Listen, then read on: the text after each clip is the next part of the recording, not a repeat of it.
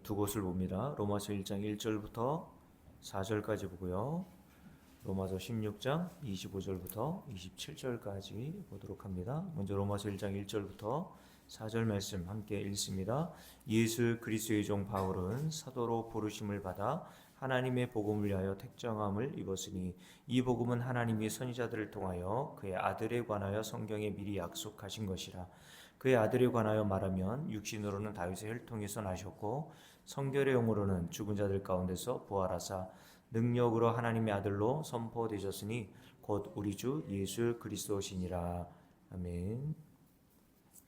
로마서 마지막 장 16장 25절부터 27절 함께 읽습니다. 나의 복음과 예수 그리스도를 전파함은 영세 전부터 감추어졌다가 이제는 나타내신 바 되었으며 영원하신 하나님의 명을 따라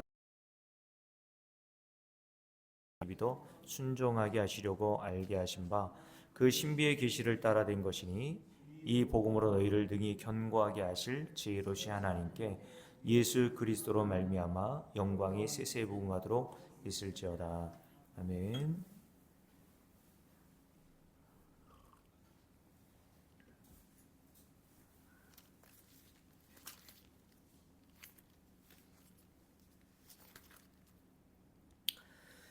오늘과 내일 가장 여러분들이 많이 듣는 말이 무슨 말일까요? 제가 오늘 지인들을 여러 번 만났는데 그분들이 저에게 하는 말이 뭐겠습니까? 새해 복 많이 받으라는 말이겠죠.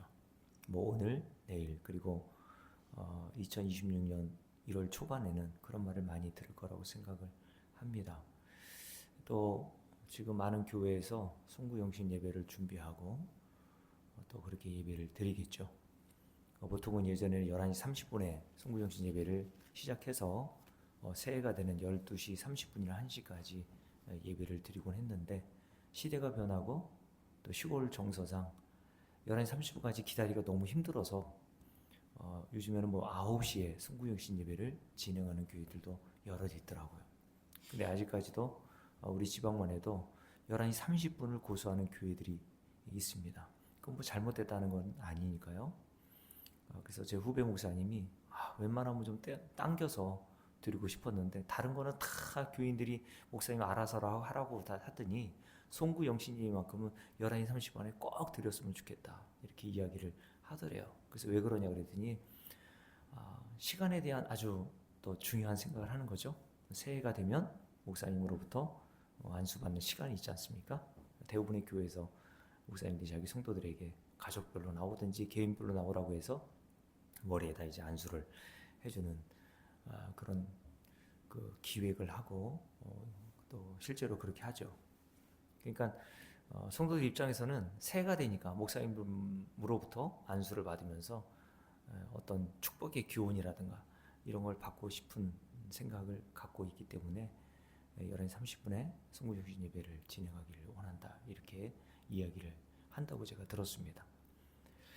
제가 그 후배 목사님이 시골에 계신데 또 성도가 아닌데도 그 마을에 사는 동네 사람들이 목사님을 꼭 초청할 때가 있는데 소가 새끼를 낳을 때 그래서 소가 새끼를 낳으면 순산하게 도와달라고 예수 믿지 않는 사람들도 목사님을 불러다가 기도해달라고 하는 거예요. 그래서 새벽 3시에 나갈 때도 있고 그래서 뭐 정장도 차려입지 못하고 추리닝 바람으로 나갈 때도 있고 막 그렇다고 하더라고요. 그러면서 제가 물었죠. 어떻게 기도하냐 그랬더니 소 엉덩이 부분에 탁 손을 넣고 소가 좀 순산하게 도와달라고. 그럼 제가 이렇게 물었습니다. 아니 그렇게 기도했는데 소가 나오다가 죽으면 어떻게 하는겨? 그랬더니 그런 적은 한 번도 없다고 얘기하더라고요. 자기도 부담된대요. 그러면 돼지는 안 불러? 내가 그랬죠. 돼지는 바로 낳기 때문에 갈 수도 없대요. 소는 좀 이제 해산하는 시간이 좀 있잖아요. 또 소값은 좀 비싸고 돼지값은 좀 싸가지고 그런지도 모르겠습니다. 그래서 제가 그런 얘기했습니다. 야 아직까지도 그런 시골 정서가 있냐고. 제가 어렸을 때 70년 80년대나 그런 얘기 들었거든요. 부흥사들이 와가지고 실제로 그렇게 소가 순산할 때나 뭐 동물이 순산할 때 순산에 하게 해달라고 기도를 요청한다고 하는 적은 있어도 아직까지도 그렇게 예수 믿지도 않고 교회 나오지도 않은 사람들, 마을 사람들이 목사를 초청해서 기도받는 것은 정말 오랜만에 듣는 이야기였습니다. 그래서 공주가 참 시골이긴 시골이구나 그런 생각이 들었어요. 여러분, 오늘 저희 교회는 성구 영신 예배는 따로 없고, 오늘 그냥 의미를 부여하자면 송구 보내는 예배 아닙니까? 마침 또 수요 예배가 있고 내일 새벽에 1월 1일 아니에요? 그럼 영신 예배가 이렇게 드리는 거니까 따로 또 드릴 필요가 없다고 저는 생각합니다. 전도서 1장 8절 말씀해 보니까요, 9절이네요. 이런 말씀이 기록되어 있어요. 이미 있던 것이 후에 다시 있겠고 이미 한 일을 후에 다시 할지라 헤아려는 새 것이 없나니 무엇을 가리켜 이르기를 보라 이것이 새 것이라 할 것이 있으랴 우리가 있기 오래전 세대들에도 이미 있었느니라 라고 얘기했습니다. 여러분, 나이가 드니까 새해라고 하는 그런 기대감이나 소망 이런 거보다는 그냥 시간이 흘러가는 어떤 개념으로 생각하지 않습니까? 저도 이제 50이 넘으니까 그 해가 같더라고요. 나이만 하나씩 이제 더 먹는 거죠. 제가 여러분들께 2012년에 우리 제자교회 와서 벌써 13년 차가 되었고 내년에 벌써 14년 차 목회를 합니다. 우리 제자교회 와서 로마서 1장부터 시작해가지고 13년 동안 로마서 16장까지 말씀을 강의 설교를 통해서 증거했습니다. 오늘 짧지만 이제 로마서 전체를 한번 훑어보고 전체는 아닐 거라고 생각을 합니다. 시간상 그렇고 한번 전체를 쭉 1장부터 16장 우리가 두 곳을 읽었지 않습니까? 1장 1절부터 4절 그리고 16장 25절부터 27절 말씀까지 읽었는데 이 두 곳을 살펴보면서 로마서 강해의 말씀을 마치려고 합니다. 그리고 이제 2026년도 1월 첫 번째 수요일부터는 히브리서 강의를 좀 하려고 합니다. 근데 로마서나 히브리서나 골로새서나 요한복음이나 똑같은 얘기를 하고 있는 거라고 보시면 된다고 말씀드렸죠. 어떤 목사님이 그렇게 표현하시더라고요. 마네킹이 있는데 그 마네킹에다가 계절에 따라서 옷을 바꿔 입는 것처럼 성경이 기록하고 있는 유일한 그리고 중요한 주제는 딱 한 가지인데 거기에다가 여러 사건과 절기, 안식일 그리고 여러 인물들을 이렇게 동원하여서 그 성경에서 증거하고 있는 이 한 분 누구? 예수 그리스도만을 증거하는 역할로 사용되고 있다라고 말씀을 하는 것을 제가 들었습니다. 좋은 비유라고 생각합니다. 그러니까 여러분이 성경의 어디를 보든지 결국에는 옛날 광고에 그런 얘기가 있지 않습니까? 결론은 버킹검이라고 하는 이야기가 있듯이 성경의 유일한 결론, 마지막 결론은 오직 예수 그리스도 한 분밖에 없습니다. 그러니까 여러분들이 어느 성경을 보든지 어느 본문을 보든지 이거 하나만을 기억하면 된다고 말씀을 드립니다. 왜냐하면 요한복음 5장 39절 제가 요한복음에서 가장 중요한 첫 번째 구절로 여러분에게 소개해드린 구절 기억하십니까? 예수님께서 성경을 잘 알고 있다는 유대인들 특별히 종교 지도자들에게 그 성경이 가지고 있고 가르치고 있는 게 무엇인지를 뭐라고 얘기하셨냐면 이 성경은 곧 내게 대하여 증거하고 있다라고 말씀하셨단 말이에요. 오늘 말씀은 마찬가지 아닙니까? 로마서 1장과 우리가 16장 두 곳을 읽었는데 시작과 끝이 뭐로 끝나요? 예수 그리스도로 시작해서 예수 그리스도로 끝나고 있어요. 우리 다시 한번 읽어볼까요? 로마서 1장 보십시오. 함께 읽어봅니다. 로마서 1장 1절부터 함께 쭉 읽습니다. 읽을게요. 예수 그리스도의 종 바울은 사도로 부르심을 받아 하나님의 복음을 위하여 택정함을 입었으니 이 복음은 하나님이 선지자들을 통하여 그의 아들에 관하여 성경에 미리 약속하신 것이라. 성경은 누구에 관한 거예요? 그의 아들에 관한 것이다 라고 얘기했어요. 여기서 그의 아들은 누굴까요? 그냥 모르면 예수 그리스도라고 말하면 된다 그랬죠. 예수 그리스도시겠죠. 그래서 4절 말씀에 보면요 이렇게 기록되어 있어요. 성결의 영으로는 죽은 자들 가운데서 부활하사 능력으로 하나님의 아들로 선포되셨으니 그분이 누구예요? 곧 우리 주 예수 그리스도시다 라고 이야기를 했습니다. 그러니까 모든 성경은 2절 말씀에 보면 이 복음은 하나님이 선지자들을 통하여 그의 아들에 관하여 이 성경은 구약을 얘기한다고 말씀을 드렸습니다. 이때는 신약이 없었으니까 성경에서 말하는 성경이라고 하는 본문은 구약 성경 전체를 얘기한다고 보시면 돼요. 이들이 다 선지자들이 쓴 글 아닙니까? 모세도 선지자, 예레미야, 이사야도 다 선지자라고 이야기한단 말이에요. 그러니까 모세 오경을 비롯한 선지자들이 쓴 글로 이루어진 것이 구약 성경이잖아요. 그러니까 구약 성경 전체가 사실은 누구를 증거하고 있어요? 예수 그리스도 하나님의 아들을 증거하고 있었던 거예요. 그렇죠? 자, 이렇게 로마서가 시작하지 않습니까? 근데 로마서가 마지막으로 끝날 때에도 누구를 통하여서 끝나냐면 함께 읽어봅니다. 로마서 16장을 보세요.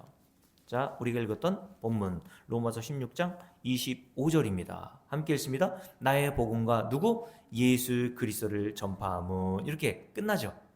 나의 복음은 과를 곧이라고 바꿔 쓰라고 제가 말씀을 드렸어요. 나의 복음은 곧 누구? 예수 그리스도를 전파하는 것이다 라고 이야기를 했단 말이에요. 그러니까 로마서 1장이 예수 그리스도를 통해서 시작되었고 로마서 마지막 장인 16장이 예수 그리스도로 끝난단 말입니다. 이게 성경입니다, 여러분. 창세기 1장 1절부터 요한계시록 22장 마지막 절까지 예수 그리스도로 시작하고 예수 그리스도로 끝나게 되는 거예요. 이게 성경 전체가 담고 있는 중심 주제, 핵심이란 말입니다, 여러분. 자, 그래서 사도 바울은 이렇게 이야기했죠. 자, 다시 로마서 1장을 봅니다. 로마서 1장에 보면 자신을 가리켜 뭐라고 얘기하는지 한번 보세요. 함께 읽습니다. 1장 1절 예수 그리스도의 종 바울은 사도로 어떻게 됐다고요? 부르심을 받아 하나님의 복음을 위하여 택정함을 입었다라고 되어 있죠. 사도 바울은 하나님께서 자기를 택하시고 자기를 부르셔서 자기가 사도가 되었다라고 이야기를 합니다. 그러니까 자기가 손 들고 나와서 내가 사도가 되겠습니다 라고 자원해서 사도가 된 게 아니란 말이에요. 하나님이 창세전에 택정하여 두시고 택정하여 두신 자들을 사도 바울을 불러내어 역사 속에서 복음을 듣게 하시고 깨닫게 하시고 그래서 사도로 세우셨단 말이죠. 그러니까 사도 바울뿐만 아니라 이것이 성도들의 구원임을 보여주는 겁니다. 저와 여러분도 마찬가지라고 말씀드리는 거예요. 성도인 저와 여러분이 예수 그리스도를 믿어 영생과 구원에 이르게 된 것은 우리의 실력과 우리의 능력이 아니라고 말씀을 드렸죠. 오늘 사도 바울을 택하시고 역사 속에서 불러서 사도로 세우셨던 것처럼 하나님께서 저와 여러분을 언제? 창세전에 택해 두셨다가 이 역사라는 현장에서 저와 여러분을 때가 되어서 불러내셔서 복음을 듣게 하셔서 예수를 믿어 영생을 얻게 하신 겁니다. 그래서 이 모든 과정이 성경은 은혜라고 이야기를 하는 거죠. 자, 그래서 예수님의 제자들도 마찬가지 아닙니까? 요한복음 15장 16절 한번 볼까요? 요한복음 15장 16절에 보면 성도들의 모형이라고 보시면 돼요. 요한복음 16장 15절에서 예수님께서 제자들을 어떻게 불러내시고 어떻게 구원하셨는지를 이렇게 잘 설명해 주고 있어요. 요한복음 15장 16절입니다. 함께 읽습니다. 너희가 나를 택한 것이 아니요 내가 너희를 택하여 세웠나니 이는 너희로 가서 열매를 맺게 하고 또 너희 열매가 항상 있게 하여 내 이름으로 아버지께 무엇을 구하든지 다 받게 하려 함이라 라고 말씀하시죠.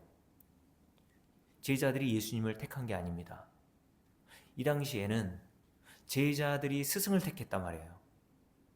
여러 스승들 가운데 제자 되고 싶은 사람들이 그 여러 스승 가운데 하나를 택하여 그 밑에 제자가 되었단 말이죠. 그런데 예수님의 제자들만큼은 제자들이 예수님을 택하여 스승으로 삼은 것이 아니라 예수님이 일일이 다 제자들을 찾아가셔서 그를 택하시고 그를 불러내셔서 제자로 삼으신 겁니다. 이것과 같이 구원은 저와 여러분이 구원받은 것은 우리가 예수를 택한 게 아닙니다. 우리가 예수를 결정한 게 아니에요. 제가 요즘에 어떤 분이 이제 요청하셔가지고 이제 1월 첫째 주에 평화의 동산이라는 기도원에서 집회를 하는데 거기 이제 부원장님 되시는 사모님께서 또 가끔 이제 그 집회 때 원하는 이 복음성가를 부르기를 원하세요. 그래서 하나를 저한테 주시길래 이렇게 보니까 그 복음성가 제목이 참 특이해요. 복음서가 제목이 뭐냐면 제가 적어왔었는데 제목이 이거예요. 나는 주를 섬기는 것에 후회가 없습니다. 나는 주를 섬기는 것에 후회가 없습니다. 이게 복음성가 그 제목입니다. 그러면서 그 가사의 내용을 쭉 이야기를 하면 내가 평생 동안 가장 잘한 일은 예수를 믿고 예수를 주로 섬긴 것입니다. 그런 가사가 이제 나오거든요. 근데 이 가사가 뭐 저자의 의도는 알겠어요. 작사자의 의도는 알겠는데 우리가 예수님을 택하여 섬기기로 결정한 게 아니라니까요, 여러분. 인간은 그걸 선택할 수 없어요. 인간은 복음을 못 알아듣습니다. 인간은 예수 믿을 능력이 없다니까요. 그래서 칼빈이 5대 교리 중에 첫 번째 교리로 세운 게 인간의 전적인 타락이라고 했습니다. 인간은 전적으로 타락했기 때문에 스스로의 능력으로는 예수를 믿고 섬기는 것이 불가능하다. 이게 전제되어 있단 말이죠. 그래서 요한복음 1장에 보면 빛이 세상에 와서 어둠을 비췄으나 그 어둠이 세상이 예수를 알아봅니까? 못 알아보더라. 그래서 예수를 영접하지 못하더라 라고 이렇게 이야기를 하잖아요. 그래서 두 번째, 전적인 인간의 타락이 전제되어 두 번째 이 원리가 이제 나오죠. 뭡니까? 이런 전적인 인간의 타락을 통해서 하나님께서 우리를 어떻게 예수 믿게 하시냐면 그 두 번째가 무조건적인 선택이에요. 전적인 타락, 두 번째가 무조건적인 하나님의 선택하심. 그것이 없이는 아무도 예수를 주로 믿을 수 없단 말이죠. 그래서 여러분 요한복음 6장에 보면 예수님께서 뭐라고 그랬습니까? 아버지께서 나에게 이끌어 주시지 않으면 아무도 나에게 올 자가 없다고 하셨어요. 이게 견인의 원리입니다. 견인. 고장난 차를 레카차가 이제 움직일 수 없으니까 붙들어서 뭐 공업사라든가 고치기 위해서 가는 것처럼 하나님께서 저 여러분을 견인하여 예수 그리스도 앞으로 인도해 내시는 겁니다. 우리는 갈 마음이 없다니까요. 타락한 인간은 복음을 알아들을 수도 없고 복음을 이해할 수도 없고 받아들일 능력도 없어요. 근데 우리가 어떻게? 복음을 이해하고 나는 하나님의 은혜가 없으면 예수 그리스도의 십자가의 공로가 없으면 나는 안 되는구나. 하나님의 긍휼과 자비가 없으면 나는 하나님 나라에 들어갈 자격이 없구나. 그 이스라엘 백성들 광야에서 삶을 통해서 드러내신 거라고 말씀드렸잖아요. 그게 저와 여러분의 인생에서도 하나님이 동일하게 이스라엘 백성들에게 하셨던 것 같은 자리로 우리를 인도하셔서 결국 성도들에게 하나님의 자비와 긍휼만을 소망하고 붙드는 자리로 인도해 가신단 말이에요. 이게 하나님께서 우리를 견인해 가시는 겁니다. 계속 이 자리로 견인해 가셔서 결국 저와 여러분을 예수 그리스도 앞에 딱 무릎 꿇게 하시는 거예요. 그리고 성도는 다 하나님의 은혜였군요. 이렇게 하나님은 저와 여러분을 인도해 가시기 위해서 지금도 일하고 계십니다. 아버지께서 이 자리로 이끌지 아니하시면 아무도 한 사람이 예수를 믿어 구원에 이를 수 없단 말이에요. 그래서 예수님께서 제자들을 불러서 어떤 자가 되게 하신다 그랬어요? 어떤 자가 되게 하신다 그랬죠? 사람을 낚는 어부가 되게 하시리라 라고 말씀하셨어요. 왜 인간을 물고기로 표현했을까요? 복음은 그물이란 말입니다. 제가 여러분들에게 그물을 던지는 거예요. 복음이라고 하는 그물. 근데 그 복음이라는 그물에 걸리는 자들이 있단 말이죠. 하나님이 창세 이전에 택하신 성도들이 그 복음의 그물에 딱 걸린단 말이에요. 근데 왜 인간을 물고기로 표현했을까요? 물고기가 그물에 걸리면 나올 마음이 있나요? 순순히 따라 나오던가요? 제가 옛날에 친구와 함께 낚시를 몇 번 간 적이 있는데 뭐 무슨 고기가 딱 그 입질해가지고 낚싯바늘을 딱 물지 않습니까? 그럼 그 물고기가 얼마나 꼬리에 힘이 강한지 막 도망치려고 발버둥을 칩니다. 그래서 막 낚싯대가 거의 부러지기 직전이에요. 확 휩니다. 그래서 저는 엄청난 월척 그냥 뭐 한 1m 이상 되는 물고기 걸렸나 보다. 그래가지고 친구가 막 힘들어서 막 끌어잡아 당기면 손바닥만해요. 이 손바닥만한 물고기도요. 그 꼬리의 힘이 그렇게 대단하단 말입니다.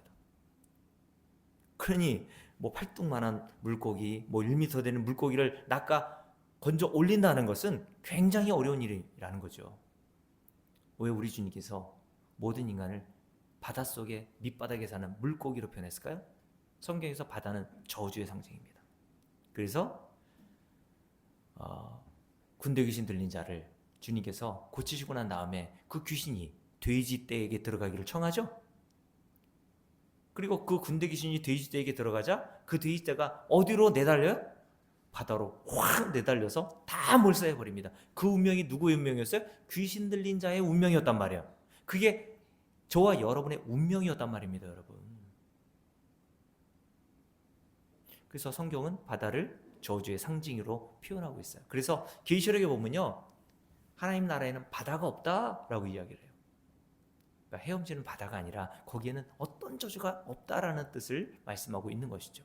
근데 인간은 그 저주의 바다에 있으면서도 그게 저주인 줄 모른단 말입니다. 안 나오려고 그래요. 그래서 롯이 마치 소돔과 고모라 땅이 곧 멸망할 위기에 처해인데도 불구하고 어떻게 해요? 지체했다라고 이야기하죠. 나올 마음이 없어요, 인간은. 근데 하나님께서 어떻게 하십니까? 야, 네 마음대로 해. 네가 선택한 대로 해. 네가 결정한 대로 그냥 내버려 두는 것이 아니라 뭐라 그랬어요? 롯과 그의 두 딸과 그의 아내의 손을 붙들고 곧 멸망할 소돔과 고모라 땅에서 끌고 나오신단 말이에요. 그래서 그 뒤에 뭐라고 되어 있냐면 그게 하나님이 그들에게 베푸신 자비였다라고 되어 있어요. 그래서 물고기 같은 인간이 그 저주의 바다에 헤엄쳐 가고 있다가 결국 저주를 받아 마땅한 그 운명이었는데 하나님께서 복음이라는 그물을 확 쳐서 그 저주의 바다에서 그 물고기와 같은 저와 여러분을 끌어내시는 거예요. 밖으로 끌어내시는 겁니다. 그게 하나님께서 저와 여러분을 복음이라는 그물로 건져내셔서 구원받아 하나님 나라로 옮기시는 그 장면을 묘사해 주는 것이라고 보면 된다니까요, 여러분. 인간은 저주가 뭔지, 영생이 뭔지, 하나님 나라가 뭔지 모른단 말이에요.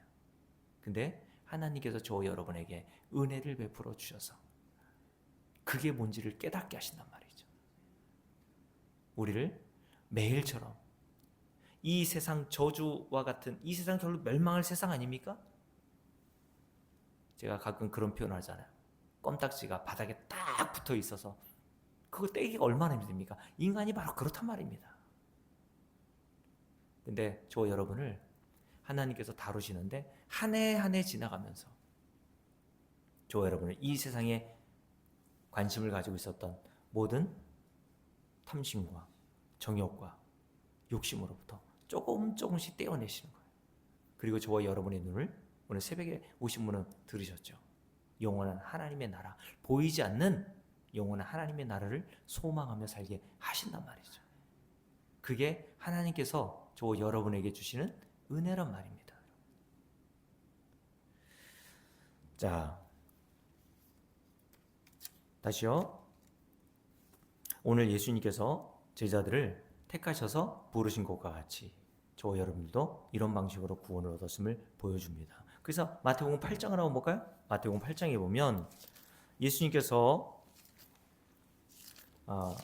사역하시고 계실 때에 서기관 한 사람이 예수님께 오지 않습니까? 마태복음 8장을 보세요. 자, 18절입니다. 마태복음 8장 18절입니다. 다 피셨죠? 함께 읽습니다. 예수께서 무리가 자기를 에워싸는 것을 보시고 건너편으로 가기를 명하시니라. 그때 한 서기관이 나와 예수께 아뢰되 선생님이여 어디로 가시든지 저는 따르리이다 라고 이렇게 이야기를 합니다. 여기서 서기관이라는 뜻은 예수님 당시에 율법을 전문적으로 연구하는 학자로 보시면 돼요. 그러니까 엘리트 그룹의 한 사람이 예수님을 따르겠다라고 자원해서 온 겁니다. 손 들고 나온 거죠. 이 사람은 워낙 서기관 정도 됐으니까 자기가 따르는 스승이 있었단 말이에요. 근데 스승을 바꿔 타는 거예요. 근데 서기관이 제가 좀 전에 말씀드린 것처럼 유대 사회에서 굉장히 엘리트 그룹에 속한 사람이었단 말이죠. 근데 이 사람이 누가 뭐 하라고 하지도 않았는데 자기가 손들고 예수님을 따르겠습니다. 제자가 되겠다는 말이거든요. 제자가 되겠습니다. 라고 이렇게 손들고 나온 거죠. 그럼 여러분 생각해 보세요. 이런 자가 사회적인 어떤 명성이 있고 유명하고 돈도 좀 있고 이런 자가 예수님을 따른다고 하면 예수님 입장에서는 얼마나 큰 도움이 될까요? 그렇잖아요? 왜냐하면 예수님의 제자들의 면면을 들여다보면 별 볼 일 별로 없는 사람들이었거든요. 갈릴리에서 배를 타면서 뱃사람, 어부였고 뭐 마태 같은 경우에는 그의 직업이 유대 사회에서는 죄인의 대명사인 세리라는 직업을 가지고 있었고 예수님은 또 창녀들하고 또 잘 어울리셨잖아요. 그러니까 예수님이 데리고 다니는 사람들은 다 별 볼 일 없는 사람이었단 말입니다. 그러니 이런 별 볼 일 없는 사람 제자들 가운데서 이런 서기관과 같은 사회적으로 굉장히 엘리트 그룹에 속해 있는 사람이 그것도 손들고 내가 당신의 제자가 되겠습니다 라고 이야기를 한다면 여러분 같으면 어떻겠어요? 두 손 들고 환영해야 되는 거 아닙니까 여러분? 그렇지 않아요?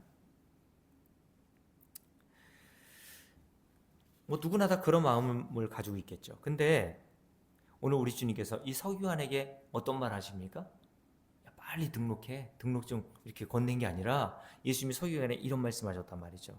20절 함께 읽습니다. 예수께서 이르시되 여우도 굴이 있고 공중에 새도 거처가 있으되 인자는 머리 둘 곳이 없다 하시더라 라고 말씀하십니다. 예수님 자신을 인자라고 표현했습니다. 이 인자라고 하는 뜻을 다니엘서 7장과 10장에 보면 말씀하고 있는데 그냥 인자는 사람의 아들 정도가 아니라 구약에서 예언되어 있었던 메시아로 보시면 돼요. 근데 예수님께서 자기를 가리켜 그 인자다. 그러니까 영어 성경에 보면 그 인자다 뭐 이렇게 하신단 말이죠. 근데 그 인자 대신 예수님께서 뭐 할 것이 없다고 말씀하시냐면 머리 둘 곳조차 없다라고 이렇게 말씀하신단 말이죠. 이것을 그냥 문자대로 해석하면 어떤 뜻이겠어요? 여우도 굴이 있고 공중에 나는 새도 거처가 있으되 나는 머리 둘 곳이 없다. 그냥 문자로만 해석하면 나 홈리스야, 집 없어 이런 뜻이겠죠. 근데 예수님은 사실은 집이 없는 분이 아니에요. 그리고 예수님의 제자들도 뭐 우리가 가난하다고 생각하는데 그 정도로 가난한 사람들이 예수님의 제자들이 아니었습니다. 배 한 척씩은 다 가지고 있었다고요. 네? 그래서 예수님이 이제 십자가에 달려 죽으시고 제자들이 다시 갈릴리로 돌아가서 예전에 생활했던 어부 생활을 하잖아요. 여러분 지금도 배 한 척이 얼마나 비쌉니까? 그러니까 예수님 당시에도 제자들이 배 한 척씩 가지고 있었다는 것은 그들이 그래도 그냥 완전히 가난한 사람들이 아니라 중상류층은 됐었던 사람들이라고 이해할 수 있겠죠. 예수님도 목수였지만 집이 있었단 말이에요. 그러니까 요거를 제가 해석 하나하나 해드리면 시간이 길어지니까 인자가 머리 둘 곳이 없다 라고 하는 뜻은 그냥 거처할 집, 나는 홈리스다 라고 하는 뜻이 아닌 것이라고 보시면 되고요. 그러나 어쨌든 이 말씀의 의도는 뭐라고 말씀하냐면 서기관이 예수님의 제자가 되겠습니다 라고 따라오니까 예수님께서 서기관이 따라올 수 없는 말을 하시더라는 거예요. 따라오겠습니다 라고 하면 뭐 좋은 말 좀 건네주시면 얼마나 좋아요? 그래, 네가 나를 따르면 세상에서 만사형통할 거야. 제가 전에 한번 말씀드렸죠. 세종에서 이렇게 오다 보면 교회마다 다 홍보하는 문구들이 있어요. 뭐 어떤 교회는 온 가족이 큐티하는 교회 이렇게 홍보하더라고요. 현수막을 곳곳에 걸어놨어요. 그리고 또 어떤 교회는 세종이 좀 큰 교회인데 그렇게 적어놨더라고요. 현수막에 부모보다 자녀가 더 잘 되는 교회. 그런 교회 가고 싶지 않아요, 여러분? 부모보다 자녀가 더 잘 되는 교회. 예수님이 그렇게 말씀하시면 이 서기관 입장에서 얼마나 좋았을까요? 야, 네가 나만 따라오면, 네가 나를 믿으면 너보다 네 자녀가 훨씬 더 잘 될 거야. 무병장수하고 잘 먹고 잘 살게 될 거야. 이런 말씀하셨다면 제자가 되겠다고 했던 서기관 입장에서는 따르는데 별 문제가 없었겠죠. 근데 예수님이 서기관이 전혀 예상하지 못한 당황스러운 말씀하신단 말이에요. 너 나 따라오면 네가 원하는 거 하나도 못 얻어. 오히려 너는 나를 따라오면 환난을 당하게 될 거야. 예수님이 그런 말씀하셨죠. 너희가 나를 따르면 만사형통이 아니라 세상에서는 환난을 당할 거다. 그리고 마태복음 10장에 보면 우리를 참 어렵게 하는 말씀 중에 하나가 이거 아닙니까? 예수님이 자기를 따르는 무리들에게 뭐라고 말씀하셨냐면 나는 너에게 화평을 주러 온 것이 아니라 뭘 주러 왔대요? 검을 주러 왔어. 그러시면서 오히려 나로 말미암아 너희 가족들이 불화하게 될 거야. 화목이 깨질 거야. 여러분 그래도 예수 믿습니까? 여러분 어떠세요? 이런 식으로 여러분 예수 믿으라고 하는 교회 봤어요? 이게 마태복음 10장의 말씀을 딱 써놓고 전도지에다가 예수 믿으면 이렇게 됩니다. 불화가 일어납니다. 환난을 받게 됩니다. 우리 이금희 목사님 그런 전도지 본 적 있어요? 그죠? 없죠? 그러니까 사람들이 조금이라도 관심 갖고 조금이라도 마음이 불편하지 않은 말을 전도지에 써놓잖아요. 그죠?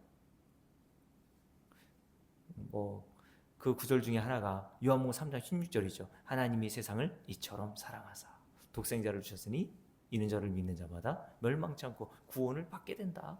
그리고 요한복음 1장에 기록되어 있는 영접하는 자 곧 그 이름을 믿는 자에게 하나님의 자녀가 되는 권세를 주셨다. 이런 말을 이렇게 문구를 써놓죠. 이런 말은 사실은 잘 몰라서 하는 그 문자의 의미를 잘 모르는 사람들 입장에서는 거부감이 별로 없죠. 근데 예수님은 서기관에게 어떻게 하십니까? 거부감이 들 만한 말씀을 하셨단 말이에요. 인자가 머리 들고 쫓아없어.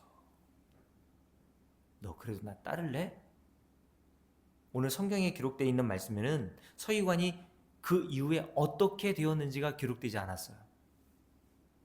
그러니까 추측할 뿐이죠. 여러분 이런 말을 들었던 서기관이 과연 예수님을 따랐을까요? 예수님의 제지의 부리에 포함되지 않은 거 보니까 따르지 못하고 36개 주랭랑을 친 것 같아요. 왜요? 서기관이 예수님의 제자가 되려고 했던 의도는 뭡니까? 그 앞부분을 보면 알 수 있어요. 그 앞에 뭐라고 기록되어 있습니까? 함께 읽어봅니다. 자, 14절부터 볼게요. 자, 8장 1절부터 쭉 보면 1절부터 4절까지 어떤 사건이 일어나요? 예수님께서 산상수훈을 마치시고 나셔서 가장 첫 번째 만난 사람이 8장에 나병 환자였죠. 그 나병 환자를 기적적으로 치유하시는 일을 행하신단 말이에요. 그리고 행하신 일이 5절부터 13절 말씀까지인데 백부장에 죽어가던 하인을 말씀 한마디로 치유하시는 사건을 기적을 일으켜 내시죠. 그리고 난 다음에 14절 보세요. 베드로의 장모의 열병을 고치십니다. 그리고 자 16절 볼게요. 8장 16절 함께 읽습니다. 저울매 사람들이 귀신 들린 자를 많이 데리고 예수께 오거늘 예수께서 말씀으로 귀신들을 쫓아내시고 병든 자들을 다 고치시니 이는 선지자 이사야를 통하여 하신 말씀에 우리의 연약한 것을 친히 담당하시고 병을 짊어지셨도다함을 이루려 하심이더라 라고 얘기합니다. 요 구절을 은사사역하는 사람들이 자주 이용합니다. 그러니까 예수님도 이런 일을 했기 때문에 목사도 이런 일을 해야 된다고 얘기하는 거예요. 여기서 병은 뭡니까, 여러분? 여러분 눈에 보이는 모든 그 만물 그리고 이런 기적과 표적은 보이지 않는 어떤 진리를 설명하기 위해서 우리 주님께서 잠깐 사용하시는 도구였다고 말씀드렸잖아요. 예수님께서 이 세상에 병든 자를 고치러 오신 것이라면 병든 자를 다 고쳐주셔야죠. 그렇지 않아요? 근데 요한복음 5장에 보면 베데스다 연못에 가셔서 38년 된 병자만 고치시고 오셨다니까요. 이 베데스다 연못에는 38년 된 병자 이외에도 맹인도 있었고 더 중증 환자들도 많이 있었단 말입니다. 근데 예수님께서 그 수많은 병자들을 그냥 내버려 두시고 38년 된 병자 한 사람만을 딱 고치시고 오신단 말이에요. 예수님이 병을 고치러 세상 오셨으면 다 고쳐주셔야 되잖아요. 그러니까 여러분 예수님께서 이런 병든 자를 고치시고 귀신 들린 자를 치료하신 사건은 우리에게 그걸 행하라고 하시는 게 아니라 이 일을 통해서 눈에 보이지 않는 더 중요한 진리를 우리에게 보여주시기 위한 목적으로 행하신 거란 말입니다. 자, 8장 1절부터 17절까지 예수님이 행하셨던 수많은 기적을 목격했던 인물들 중에 누가 있어요? 오늘 서기관이 있었던 겁니다. 그래서 이 서기관 한 사람이 예수님을 스승으로 삼고자 한 거예요. 아, 예수님의 제자가 되면 내가 이런 능력을 배우거나 예수님의 인기를 힘입어서 나도 한 자리 차지할 수 있지 않을까라고 하는 기대를 가지고 예수님을 따라왔던 겁니다. 예수님은 그들의 의도를 압니까 모릅니까? 아신단 말이에요. 그래서 예수님께서는 어떻게 하십니까? 18절 말씀을 우리가 읽었잖아요. 18절 예수께서 무리가 자기를 에워싸는 것을 보시고 얼마나 많은 사람들이 모여들었겠습니까? 완전히 인기 스타가 된 거죠. 그럼 여러분들 얼마나 좋아요? 다 연예인이 되려고 하는 이유가 뭡니까? 사람들에게 그 인기를 누리고자 하는 욕망 때문 아니에요, 여러분? 근데 예수님은 사람들이 이렇게 에워싸서 모이시는 것을 즐겨하시고 그것을 기뻐하신 것이 아니라 어떻게 하시죠? 건너편으로 가기를 명하시니라라고 말씀하신단 말이에요. 요한복음 6장에서도 오병의 기적을 행하시고 난 다음에 수많은 사람들, 2만 명이나 된 사람들이 예수님을 임금 삼으려고 쫓아왔는데 예수님은 그들을 피하여서 홀로 산으로 도망가셨어요. 왜 그랬을까요? 예수님은 이들의 의도를 아신 겁니다. 예수님이 이들이 원하는 요구를 들어주지 않은 거예요. 왜요? 예수님이 이 땅에 오신 목적과 이유는 이들이 원하는 것을 주려고 하신 게 아니었기 때문에 그래요. 이들에게 정말 필요한 거, 저 여러분이 정말 필요한 거는 육신의 질병이 낫는 게 아니라니까요, 여러분.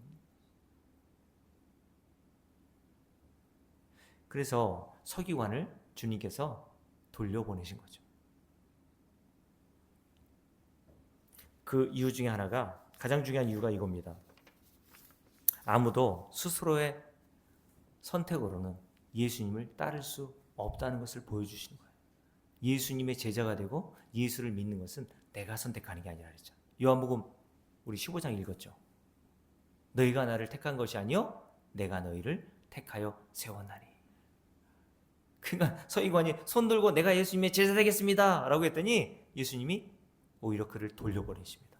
그렇게 해서 예수 믿는 게 아니야 라고 보여주시는 거죠. 그리고 또 한 사람이 등장해요. 함께 읽습니다. 21절 함께 읽을게요. 제자 중에 또 한 사람이 이르되 주여 내가 먼저 가서 내 아버지를 장사하게 하여 허락하옵소서. 그랬더니 이 사람에게 예수님이 뭐라고 하시냐면 22절 예수께서 이르시되 죽은 자들이 그들의 죽은 자들을 장사하게 하고 너는 나를 따르라 하시니라 라고 말씀하세요. 아버지를 좀 장사 지내고 오겠다고 핑계대는 사람에게는 우리 중에서 뭐라고 그랬어요? 너는 나를 따르라 라고 명령하신단 말이에요. 온다고 하는 사람은 돌려보내시고 핑계대고 싫다고 하는 사람은 주님께서 너는 나를 따르라고 하신단 말입니다. 이게 뭡니까? 인간의 선택과 인간의 결정으로 예수 믿는 게 아니란 말이에요, 여러분. 하나님이 택하신 자는요, 이리 빼고 저리 빼도 결국 예수를 믿게 되어 있단 말입니다. 그걸 우리에게 보여주시는 거란 말이죠, 여러분. 그래서 사도 바울이나 저와 여러분이나 우리 주님의 이러한 택하심에 의해서 구원받았음을 성경이 우리에게 증거해 주고 있습니다. 자, 그러고 나서 우리 주님께서 사도 바울을 택하시고 난 다음에 뭘 증거하라고 하셨다고요? 자, 로마서 1장을 봅니다. 로마서 1장을 다시 보시면 1장과 16장에서 우리가 뭘 배웠습니까? 하나님께서 이렇게 사도 바울을 사도로 부르시고 택하신 이유가 뭐라 그랬어요? 1장 1절 함께 읽습니다. 예수 그리스도의 종 바울은 사도로 부르심을 받아 무엇을 위해서? 하나님의 복음을 위하여 택정함을 입었다라고 되어 있어요. 하나님의 복음, 그걸 위해서 하나님이 사도 바울을 사도로 택하시고 부르셨다는 거예요. 그 복음이 뭐라고요? 2절 이 복음은이라고 되어 있죠. 그 복음의 내용을 이렇게 설명합니다. 하나님이 선지자들을 통하여 그의 아들에 관하여 성경에 미리 약속하신 것이다 라고 말씀하세요. 요 하나님의 복음인 예수 그리스도를 증거하게 하기 위한 목적으로 사도 바울을 택하셔서 사도로 삼으셨다는 겁니다. 그래서 사도 바울이 가는 곳마다 사도가 돼서 한 일은 다른 게 없어요. 교회 부흥이 아닙니다. 사람들 많이 모으는 일에 자기의 열심을 낸 게 아니에요. 예수 그리스도 한 분만을 증거하는 일에 자기의 온 힘을 기울였고 생명을 바쳤단 말입니다. 성경 전체가 예수 그리스도 한 분만을 증거하고 있는 역할로 우리에게 주신 거라고 말씀을 하고 있죠. 그래서 사도행전 17장을 볼까요? 사도행전 17장에 보면 사도 바울이 데살로니가 교회 성도들에게 가서 뭘 증거했는지 보세요. 성경을 가지고 함께 읽습니다. 자, 17장 1절부터 함께 읽을게요. 그들이 암비블리와 아볼로니아로 다녀가 데살로니가 이르니 거기 유대인의 회당에 있는지라 바울이 자기의 관례대로 그들에게 들어가서 새 안식일에 무엇을 가지고? 줄거나 그랬죠. 옛날에 성경을 가지고. 여기서 성경은 뭐겠습니까? 구약 성경이죠. 구약 성경을 가지고 강론하여 뜻을 풀어 그리스도가 해를 받고 죽은 자 가운데에서 다시 살아나야 할 것을 증언하고 이르되 내가 너희에게 전하는 누가? 이 예수가 바로 그리스도다라고 증거한단 말입니다. 성경을 가지고 구약 성경 전체를 가지고 누굴 증거해요? 예수 그리스도와 십자가를 증거하더라라고 얘기했어요. 왜요? 이게 하나님께서 사도 바울을 사도로 택하시고 부르신 목적이라 그랬잖아요. 성경 전체가 예수 그리스도와 십자가의 복음을 증거하기 위한 목적으로 기록된 것이라고 말씀을 드렸지 않습니까? 그래서 사도행전 28장도 볼게요. 사도행전 28장에 보면 사도 바울이 죄수의 신분으로 로마에 끌려가게 되죠. 그래서 로마에 있는 여러 유대인들 그리고 여러 이방인들과 이제 가택연금 상태이니까 자유롭게 사람을 만나며 복음을 증거할 수 있는 시간을 가졌단 말입니다. 그 기한이 한 2년 정도 됐거든요. 자, 그래서 오늘 말씀을 볼까요? 함께 읽습니다. 28장 23절 함께 읽을게요. 그들이 날짜를 정하고 그가 유숙하는 집에 많이 오니 바울이 아침부터 저녁까지 강론하며, 참 체력도 좋아요. 아침부터 저녁까지 강론했대요. 저는 뭐 주일에 설교해봐야 1시간인데 수요일날 50분. 근데 사도 바울은 만나는 사람, 그러니까 자기를 찾아오는 사람들에게 아침부터 저녁까지 성경을 가지고 강론했대요. 그러면서 이렇게 얘기합니다. 하나님의 나라를 증언하고 모세의 율법과 선지자의 말, 이게 구약입니다. 거기서 써놓으세요. 구약. 모세의 율법과 선지자의 말을 가지고 누굴 증거합니까? 예수에 대하여 전하더라 라고 얘기했어요. 그러면 구약 성경 전체가 뭘 증거하고 있었다는 거예요?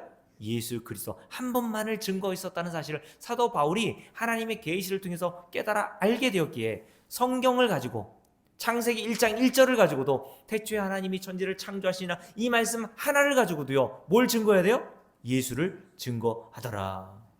그러면 여러분 생각해보세요. 에베소 5장에 보면 남편들아, 아내들아, 종들아, 상전들아, 자녀들아, 부모들아 라고 하는, 우리가 흔히 5월이면 가정의 달에서 자주 사용하는 본문인데 그 본문을 가지고도 사실은 누굴 증거해야 합니까? 예수 한 분만을 증거해야 되는 거예요. 우리에게 가정생활 잘하게 하기 위해서 그 본문을 주신 게 아니란 말입니다, 여러분. 그래서 에베소 5장에서 사도 바울이 뭐라고 했습니까? 이거는 가정생활 잘하도록 남편과 아내에게 주시는 말씀이 아니라 사실은 비밀인데 감춰졌었던 건데 너희들은 알지 못했던 거, 나도 알지 못했었던 것이었는데 사실은 그리스도 예수와 그의 신부인 성도들의 교회에 관한 말씀이었어 라고 얘기합니다. 그러니까 성경 전체, 아담의 갈비뼈가 적출되어서 그의 신부인 하와를 하나님께서 창조해 내신 것, 그것도 예수 그리스도의 십자가의 복음을 증거하기 위한 역할로 그런 과정을 거치신 거란 말이에요. 그러니 성경 전체가 오직 한 분, 예수 그리스도만 증거하고 있다는 사실을 사도 바울이 깨닫고 데살로니가 교회 가서도 성경을 가지고 예수를 증거하고 로마에 있는 유대인들을 만날 때에도 성경을 가지고 예수를 증거했습니다. 자, 사도행전 28장 여기도 읽어볼게요. 함께 읽습니다. 30절 31절 함께 읽습니다. 바울이 온 이태를 자기 셋집에 머물면서, 이태는 2년이겠죠. 그러니까 사도 바울이 로마에서 2년 동안 구금되어 있었다는 거예요. 이태를 자기 셋집에 머물면서 자기에게 오는 사람을 다 영접하고 하나님의 나라를 전파하여 줄을 거놓으세요. 주 예수 그리스도에 관한 모든 것을 담대하게 거침없이 가르치더라 라고 되어 있습니다. 2년 동안 사도 바울이 로마의 감옥에 끌려가서 뭘 했습니까? 성경 전체를 가지고 하나님의 나라 곧입니다. 이것도 하나님의 나라와가 아니라 사실은 곧이라고 해야 돼요. 하나님의 나라는 곧 뭐예요? 예수 그리스도입니다. 예수 그리스도를 믿어야 하나님 나라 들어가잖아요. 성경 전체를 가리켜 예수 그리스도를 믿는 믿음으로만 하나님 나라에 들어가고 구원과 영생을 얻을 수 있다. 하나님의 은혜만을 증거하는 것을 사도 바울이 로마에서 했다는 말이죠. 자, 사도 바울만 이런 일을 한 게 아니라 사도행전 8장도 보세요. 자, 여기까지 하고 마쳐야 되겠네요. 사도행전 8장에 보면 하나님께서 예수님의 제자였던 빌립을 에디오피아 네이시에게 보내십니다. 이 에디오피아 네이시를 만났던 예수님의 제자였던 빌립이 뭐 하는지 한번 보세요. 자, 26절 다 보셨죠? 함께 읽습니다. 주의 사자가 빌립에게 말하여 이르되 일어나서 남쪽으로 향하여 예루살렘에서 가사로 내려가는 길까지 가라 하니 그 길은 광야라. 일어나 가서 보니 에디오피아 사람 곧 에디오피아 여왕 간다게의 모든 국고를 맡은 관리인 네시가 예배하러 예루살렘에 왔다가 돌아가는데 수레를 타고 선지자 이사야의 글을 읽고 있더라. 수레에서 이사야 선지자가 쓴 이사야서를 읽고 있었던 거예요. 그때 빌립이 성령의 인도하심을 받아 그를 만나게 됩니다. 그리고 빌립이 그 에디오피아 네이시아에게 물어요. 30절 함께 읽습니다. 빌립이 달려가서 선지자 이사야의 글 읽는 것을 듣고 말하되 읽는 것을 깨닫느냐 대답하되 지도해 주는 사람이 없으니 어찌 깨달을 수 있느냐 하고 빌립을 청하여 수레에 올라 같이 앉으라 하니라. 읽는 성경 구절은 이것이니 일러스되 그가 도살자에게로 가는 양과 같이 끌려갔고 털 깎는 자 앞에 있는 어린 양이 조용함과 같이 그의 입을 열지 아니하였도다. 그가 굴욕을 당했을 때 공정한 재판도 받지 못하였으니 누가 그의 세대를 말하리요 그의 생명이 땅에서 빼앗김이로다 하였거늘. 이 부분이 어디입니까? 여러분 성경에 기억이라고 되어 있죠. 기억은 어디예요? 이사야서 53장에 기록되어 있는 말씀을 이 에디오피아 네이시가 수레를 타고 가면서 읽고 있었던 거예요. 근데 이 내용이 말하고 있는 자가 누구인지를 몰랐던 겁니다.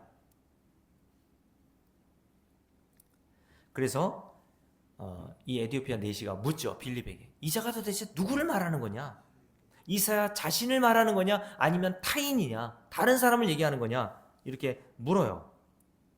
그때 빌립이 이렇게 이야기합니다. 자, 35절 함께 읽습니다. 빌립이 입을 열어 이 글에서 시작하여 줄을 그어놓으세요. 이 글에서 시작하여 누구를? 예수를 가르쳐 복음을 전하니 라고 되어 있습니다. 복음은 뭐예요? 예수 그리스도를 증거하는 게 복음입니다, 여러분. 그리고 나서 이 네시가 빌립에 의해서 뭐가 어떻게 되죠? 38절 세례를 받습니다. 예수를 믿었다는 거예요. 드디어 깨달았던 겁니다. 이사야 선지자가 증거했던 그 예수 그리스도라는 분을 네시가 드디어 깨달아 알게 된 거예요. 그러니까 이 네시는 열심히 예루살렘에 가서 예배도 드리고 번제도 드리고 절기도 지켰는데 성경이 담고 있는 예수가 누구인지를 몰랐단 말이에요. 우리도 그럴 수 있단 말이죠, 여러분. 열심히 교회 생활하고 뭔가 교회에서 열심히 뭔가를 하는데 복음이 뭔 줄도 모르고 왜 내가 예수를 믿어야 되는지도 모르는 자들이 있단 말입니다, 여러분. 하나님께서 그런 저와 여러분, 성경을 보고도 오늘 네시와 같이 이 성경이 담고 있는 예수 그리스도의 십자가의 복음을 알지 못하는 저와 여러분들에게 눈을 뜨게 하셔서 성경이 담고 있는 그 예수를 만나게 하시고 보게 하셔서 우리의 저와 여러분에게 영생과 구원과 하나님 나라를 주시는 줄로 믿습니다. 그러니 여러분, 제가 오늘 말씀을 이제 정리할게요. 사도행전에 기록되어 있는 28장, 사도행전 8장, 그리고 로마서 1장 잠깐 말씀을 살펴보면서 성경 전체가 예수 그리스도와 십자가의 복음만을 증거하고 있다는 사실을 여러분께 말씀을 드렸습니다. 그 일을 위해서 하나님께서 사도 바울을 사도로 택하여 부르셨다고 되어 있죠. 그러니 목사인 저도 하나님께서 주의 종으로 택하신 자라면 제가 여러분들에게 성경을 가지고 2020년도 새해에도 뭘 증거해 줘야 합니까? 예수 그리스도 한 분만을 증거해 줘야 되겠죠. 그게 여러분의 영혼의 복입니다, 여러분. 그게 여러분들의 영혼을 유익하게 하는 거예요, 여러분. 그러니까 교회 오셔서 매일마다 하나님께서 저를 통하여서 여러분들에게 예수 그리스도 한 분만을 증거할 수 있도록 저에게도 저를 위해서도 여러분들 기도해 주시고 여러분들도 그 예수 그리스도 한 분을 성경을 통해서 깨달아 알고 결국 우리가 이 땅을 떠날 때가 곧 올 거 아닙니까, 여러분? 한 해 한 해 우리 박금남 원사님 이제 2020년에 몇 살이에요? 50? 60이에요? 벌써요? 몇 살? 3살? 여러분 나이 드신 분들 이제 제가 운동하는 분들 이제 60대 막 중반 후반 막 넘어가신 분도 있고 한데 그분이 다 여러분들처럼 한결같이 하는 말이 세월이 왜 이렇게 빠르냐는 거예요. 여러분 곧 우리에게 그날이 옵니다. 여러분들과 제가 이 땅을 떠날 때 목사가 여러분들이 임종할 때 들려줘야 될 말도 뭐가 있겠습니까? 예수 그리스도 한 분밖에 없어요. 그 예수 그리스도가 여러분을 하나님 나라로 인도하시는 겁니다. 그래서 찬송가에 그런 찬송이 있죠. 우리가 이 세상 떠날 때에 뭐를 붙잡고요? 예수의 손목을 굳게 잡고 영원히 즐거운 천국에서 주와 함께 살리라. 그게 여러분들이 죽음을 잘 준비하고 있는 겁니다. 목사는 여러분들의 죽음을 잘 준비하고 임종을 잘 준비할 수 있도록 언제 죽을지 모르잖아요. 여러분이 예수의 손목을 꼭 붙들 수 있도록 매일 예수 그리스도 한 분만을 증거해 주는 겁니다. 예수의 손목을 더 굳게 붙드십시오. 기도합시다.